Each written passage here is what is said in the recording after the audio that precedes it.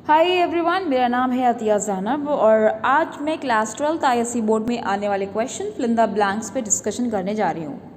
और इस क्वेश्चन को मैं एक्सप्लेन करने जा रही हूँ अखंड, पंकज और विशाल के कहने पर।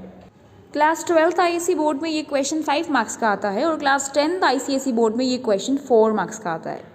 10th एंड 12th के लिए ही नहीं, 9th और 11th का स्कूल में जो एग्जाम सेट होता है उसमें भी ये क्वेश्चन ज़रूर रखा जाता है, बिकॉज पैटर्न चारों क्लासेस का सेम होता है। 9th वालों का जो पैटर्न होता है पेपर का वो 10th वालों के तरीके से होता है और 11th वालों का जो पेपर का पैटर्न होता है स्कूल में, जो आपके हाफ ईयरलीज वगैरह होते हैं, उसमें भी जो आपका पैटर्न होता है वो 12th वालों का फॉलो किया जाता है। और यही नहीं, आईसीएसई बोर्ड और आईसी बोर्ड के अलावा सीबीएसई बोर्ड में भी क्वेश्चंस 1-2 पूछे जाते हैं, क्योंकि ग्रामर केवल 10 मार्क्स की आती है उसमें सीबीएसई बोर्ड में, उसमें भी fill in the blanks with correct form of word के क्वेश्चंस आते हैं। So without wasting time let's cover the very important topic fill in the blanks with correct form of word.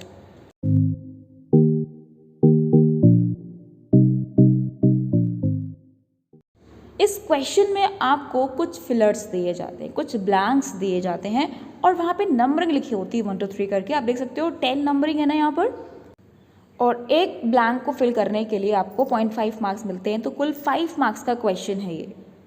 इसमें आपको करना क्या है वो ध्यान से पढ़िए। क्वेश्चन लिखा है fill in the blanks with the correct form of the word. Word means क्या होता है? शब्द। ओके, यानी ब्रैकेट में आपको नंबरिंग के जस्ट आगे एक वर्ड दिया होता है और उस वर्ड का सही फॉर्म आपको फिल करना होता है। ओके, आपसे क्वेश्चन देखिए, करेक्ट फॉर्म ऑफ वर्ड बोल रहा है, करेक्ट फॉर्म ऑफ वर्ब नहीं बोल रहा है। ओके, अगर क्वेश्चन होता fill in the blanks with correct form of verb, तो इस क्वेश्चन का मीनिंग कुछ और होता, लेकिन क्योंकि वो कह रहा है fill in the blanks with correct form of the word यानी शब्द, इसका मीनिंग अलग है। दोनों में डिफरेंस समझिए पहले।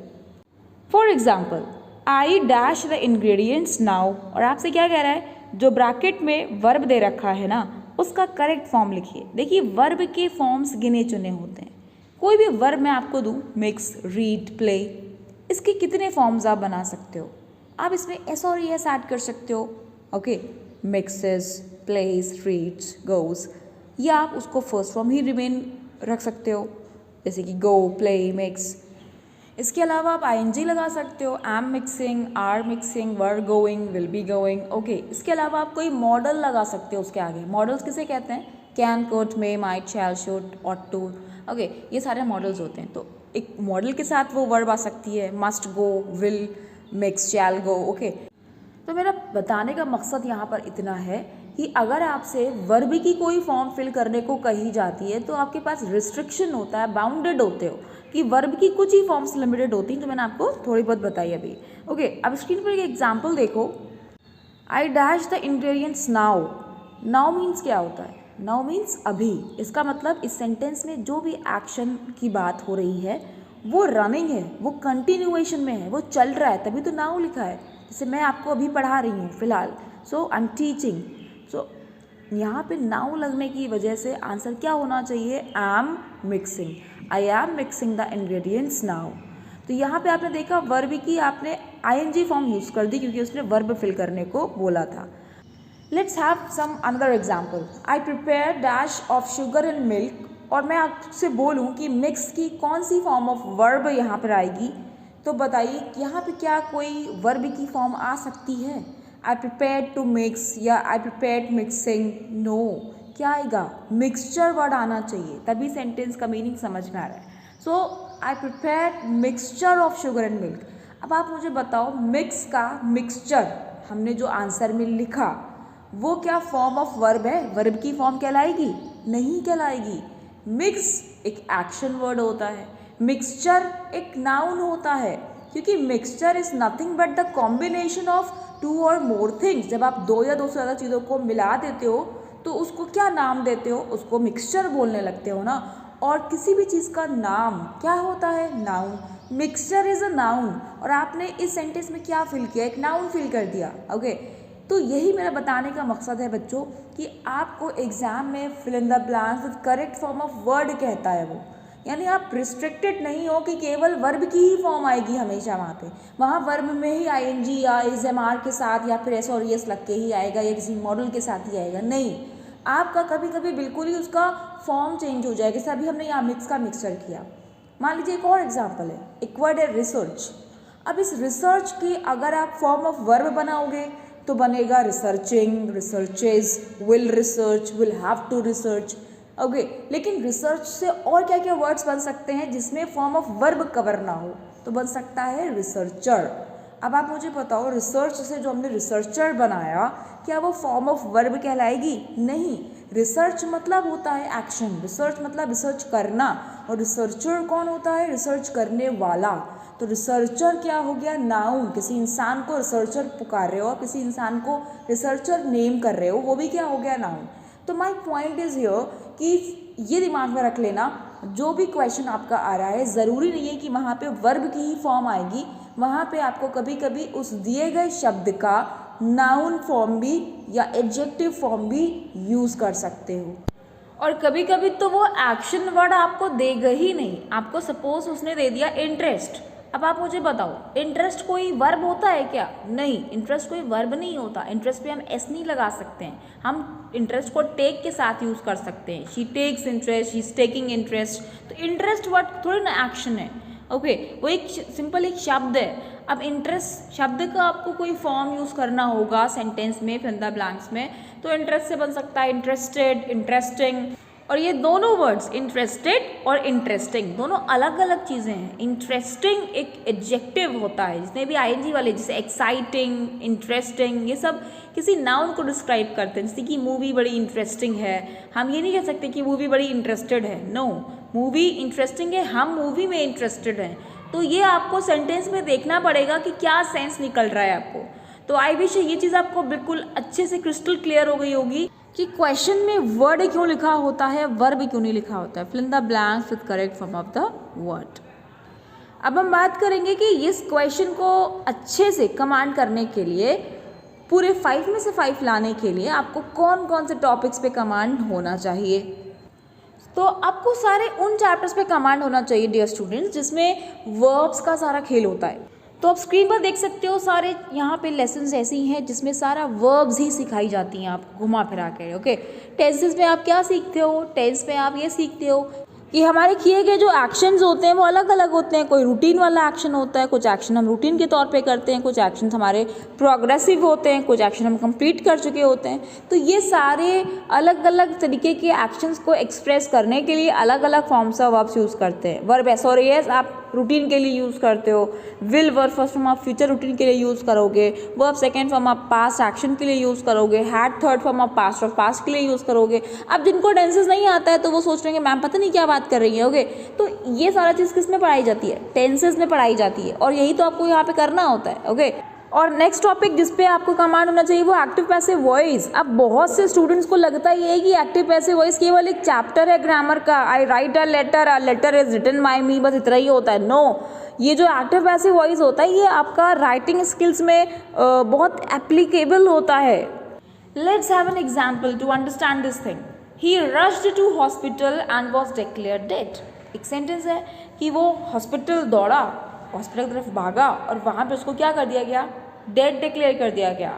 तो can you believe the situation? क्या ऐसा हो सकता है कि कोई इंसान खुद से भागे और वहाँ पे उसको डेड डिक्लेयर कर दिया जाए? नहीं, इसका मतलब ये हुआ कि जो भी लड़के की यहाँ बात हो रही ही की, उसको हॉस्पिटल ले जाया गया था और उसको वहाँ पे डेड डिक्लेयर कर दिया गया।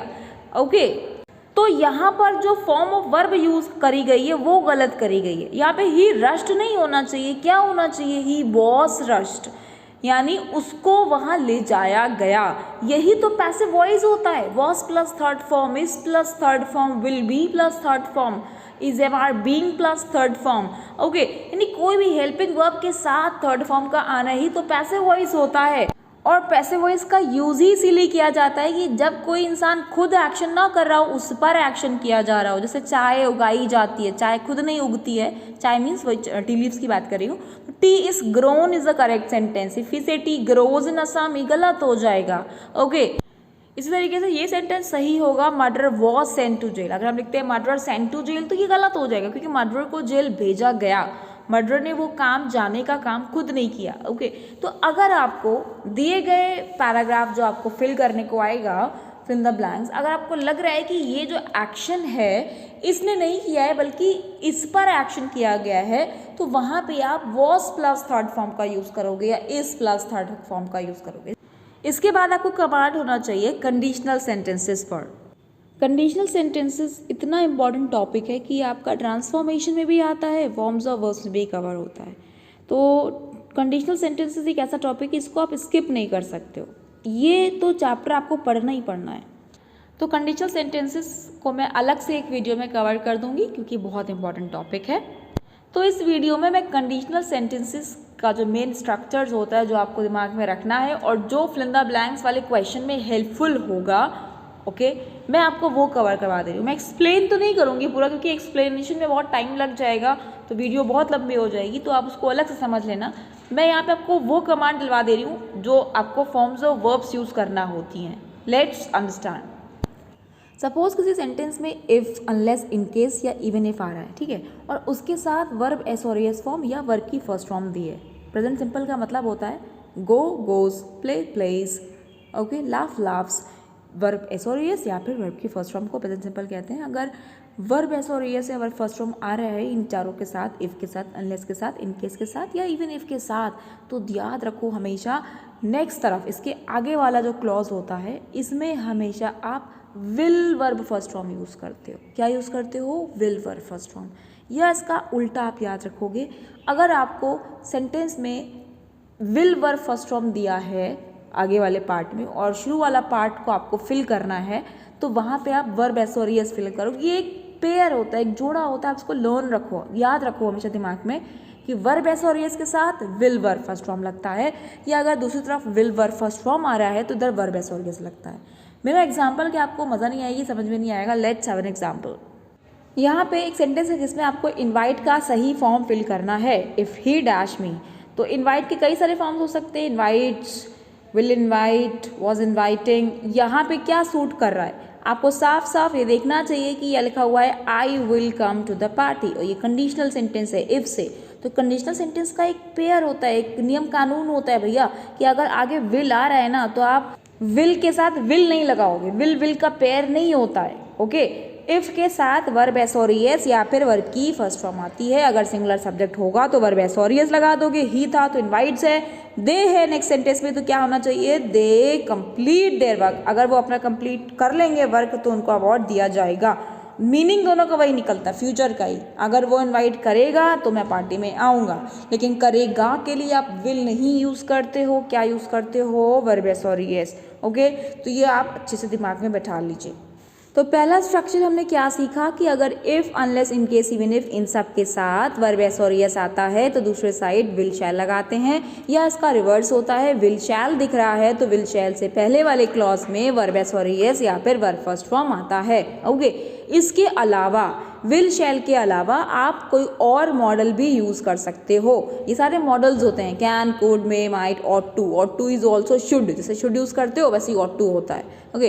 तो आप कोई भी मॉडल यूज़ कर सकते हो। एग्जाम्पल्स आप देख सकते हो। तो सारे सेंटेंसेस में आप देखो कौन सा स्ट्रक्चर यूज़ हुआ है, वही जो मैंने डिस्कस किया है, वर्ब एस और एस या वर्ब फर्स्ट फॉर्म के साथ कोई भी मॉडल आ सकता है विल शैल के साथ साथ, ओके। पहला सेंटेंस में क्या है? आई हैव क्या होता है? वर्ब की फर्स्ट फॉर्म होती है भाई। सेकंड फॉर्म क्या होता है? हैव का हैड, तो वर्ब फर्स्ट फॉर्म आया है, दूसरी तरफ क्या आया है? शैल कम। सेकंड सेंटेंस में कंडीशन वाला शब्द क्या दे रखा है? अनलेस का मीनिंग होता है इफ नॉट, ओके। तो अनलेस के बाद यानी कंडीशन वाले क्लॉज में क्या है? अगेन वही चीज़, वर्ब एस और एस फॉर्म या वर्ब की फर्स्ट फॉर्म। यू प्लूरल होता है तो हरी आया है, लेकिन उसके साथ क्या लगा हुआ है? विल नॉट लगा हुआ है। तो ये एक पेयर है, जोड़ा है, ये हमेशा जोड़े से आता है। थर्ड सेंटेंस में इन केस दे रखा है, वो कंडीशन वाला शब्द। इन केस के बाद क्या आया है? रेन्स, वर्ब एस और s form. In case it will rain गलत हो जाएगा, ओके। नेक्स्ट सेंटेंस में देखो, इफ वाला सेंटेंस पहले तरफ पहुंच गया, वहां पे क्या लिखा हुआ है? इफ के साथ ड्रॉप यानी वर्ब की फर्स्ट फॉर्म। तो आई विश आपको ये चीज़ क्लियर हो गई होगी कि ये एक पेयर होता है वर्ब एस और s form, verb first form के साथ विल, शैल या फिर कोई और सा मॉडल। तो इफ़ के साथ वर्ब की फर्स्ट फॉर्म आने पर क्या लग रहा था, हमने अभी सीखा। अब ये सीखेंगे कि अगर मान लो इफ़, अनलेस, इवन इफ, वही सारे वर्ड्स हैं कंडीशन वाले, इनके साथ सेकेंड फॉर्म आ जाए तो फिर क्या हो जाएगा? फिर आपका वुड आता है। क्या आता है? Would, okay. या इसका उल्टा याद रखो, अगर आपको वुड दे रखा है सेंटेंस में तो आपका इफ वाले पार्ट में क्या आना चाहिए, सेकेंड फॉर्म आना चाहिए। Let's have an example. Screen पे आप कुछ एग्जाम्पल देख सकते हो, इसमें वही स्ट्रक्चर यूज हो रहा है। इफ आई हैड, आई के साथ हैड आ रहा है यानी सेकेंड फॉर्म आ रही है हैव की, तो इफ के साथ जब सेकेंड फॉर्म आता है तो दूसरी तरफ आप क्या लगाओगे, वुड वर्ब फर्स्ट फॉर्म लगाओगे, इसीलिए वुड बाय आया है। नेक्स्ट सेंटेंस में इट वुड बी, अब इफ वाला पार्ट आगे चला गया तो जिस तरफ भी इफ वाला पार्ट बढ़ेगा, इस तरफ या उस तरफ, आप हमेशा उधर सेकेंड फॉर्म लगाओगे और रेस्ट तरफ क्या लगाओगे, वुड वर्ब फर्स्ट फॉर्म। यानी जिस तरफ कंडीशन दी होती है ना उसी तरफ सेकेंड फॉर्म आता है और बाकी तरफ क्या लगाओगे, वुड वर्ब फर्स्ट फॉर्म। यही पीछे भी कर रहे थे। ओके, वर्ब एस और s form verb first form के साथ विल, शैल या फिर कोई मॉडल। थर्ड सेंटेंस में रोज लिखा है, रोज किसका फॉर्म है, राइस का। ओके, दूसरी तरफ क्या यूज हुआ है, would verb first form, would set. Okay, next sentence last में याद रखिएगा, अगर वर आता है सेंटेंस में, इफ आई वर यू, वर किसी के साथ भी आता है, if she were you, if they were you, तो ये इमेजिनरी सेंटेंस होता है, इसके साथ हमेशा वुड आता है, वर के साथ हमेशा वुड आएगा। ओके, और देखिए मैं कंडीशनल सेंटेंसेस को जब एक्सप्लेन करूँगी बताऊँगी इसका मीनिंग क्या होता है। अभी सिर्फ आप रट लो खाली कि जब कभी भी वर आएगा, वर, तो उसके साथ भी क्या लगाओगे, हमेशा would verb first form. Imaginary sentences होते हैं। अगर मैं चिड़िया होती तो आसमान में उड़ती, इज दिस पॉसिबल, नो। इसको बोला जाता है if I were a bird I would fly in the sky. तो ऐसे सेंटेंसेस को एक्सप्रेस करने के लिए यूज़ किया जाता है verb second form, would verb first form या फिर verb would verb first form. याद रखना। तीसरे तरीके का स्ट्रक्चर होता है जो आपको दिमाग में रखना है, वो ये कि अगर आपको इफ़ के साथ या फिर उन सारे वर्ड जो मैंने पीछे बताए थे, in case, unless and all, उनके साथ अगर आपको पास्ट परफेक्ट मतलब हैड थर्ड फॉर्म मिल रहा है, यानी had gone, had played, had come, had returned, अगर ये सारी चीज़ें मिल रही हैं तो इसका पेयर क्या होता है, वुड हैव थर्ड फॉर्म होता है, शुड हैव थर्ड फॉर्म होता है, कुड हैव थर्ड फॉर्म होता है या माइट हैव थर्ड फॉर्म होता है। तो ये आपको दिमाग में रखना है। इसका उल्टा, यानी अगर आपको नेक्स्ट क्लॉज में वुड हैव थर्ड फॉर्म या कुड हैव थर्ड फॉर्म दे रखा है तो फिर आप इफ़ वाले क्लॉज में क्या फिल करोगे, हैड थर्ड फॉर्म फिल करोगे। Let's have some examples. यहाँ पर देखिए वी लॉस्ट, इसके आगे का सेंटेंस को ध्यान से देखिएगा, वहीं पर इफ़ दिया गया है आपको। इफ़ के साथ क्या आ रहा है, सेकेंड फॉर्म आ रही है क्या, नहीं, सेकेंड फॉर्म नहीं आ रही है, हैड थर्ड फॉर्म आ रही है, हैड वन। ओके, विन का थर्ड फॉर्म होता है won. Okay, had plus third form है ये, तो आगे देखो फिर क्या लगा है, would have got, got is the third form again, so had third form के साथ क्या आ रहा है, वुड हैव थर्ड फॉर्म आ रहा है। सिमिलरली सेकेंड क्वेश्चन देखना, had plus been, B double N, been, been भी थर्ड फॉर्म होता है, किसका थर्ड फॉर्म होता है, बी ई, बी का, be was been, be is the first form, was is the second form and be double N been is the third form. तो यहाँ भी क्या आ रहा है, had third form. Had third form के साथ सेकेंड सेंटेंस में क्या आना चाहिए, केवल वुड, नो, वुड किसके साथ आ रहा था, अभी सेकेंड फॉर्म के साथ आ रहा था, तो यहाँ पे क्योंकि हैड थर्ड फॉर्म आया है ना तो क्या आएगा, would have third form. Similarly third sentence में हैड टेकन, टेकन क्या है, थर्ड फॉर्म है टेक का, इसीलिए आगे क्या यूज हुआ है, वुड हैव थर्ड फॉर्म।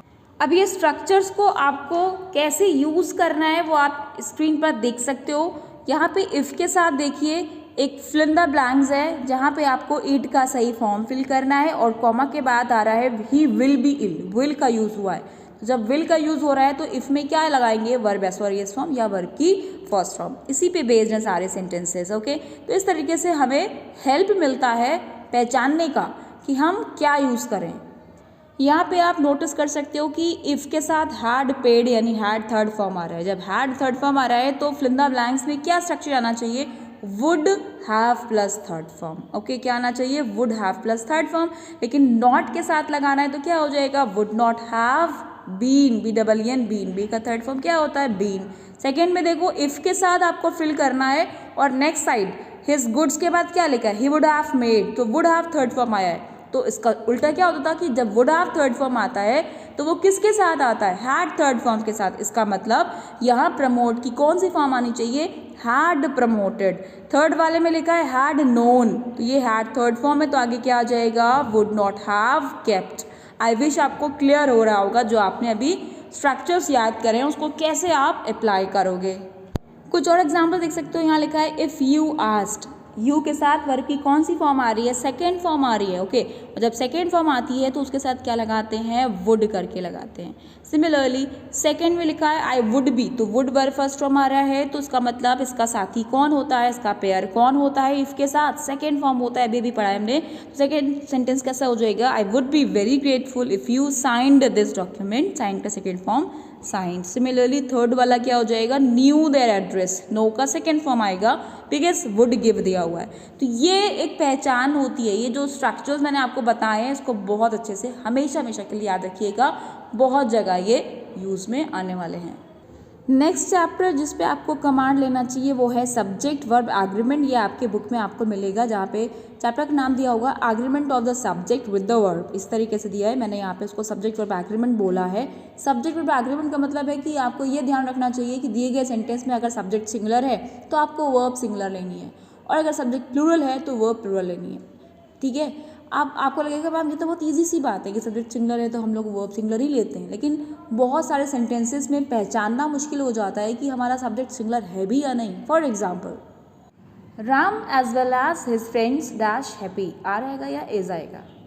इसका सही आंसर है is. Ram as well as his friends is happy. देखने में लगता है कि ये दो से ज़्यादा लोग हैं, भाई राम भी हैं फ्रेंड्स भी हैं, इसका मतलब आर होना चाहिए, लेकिन इसका सही आंसर इज होता है।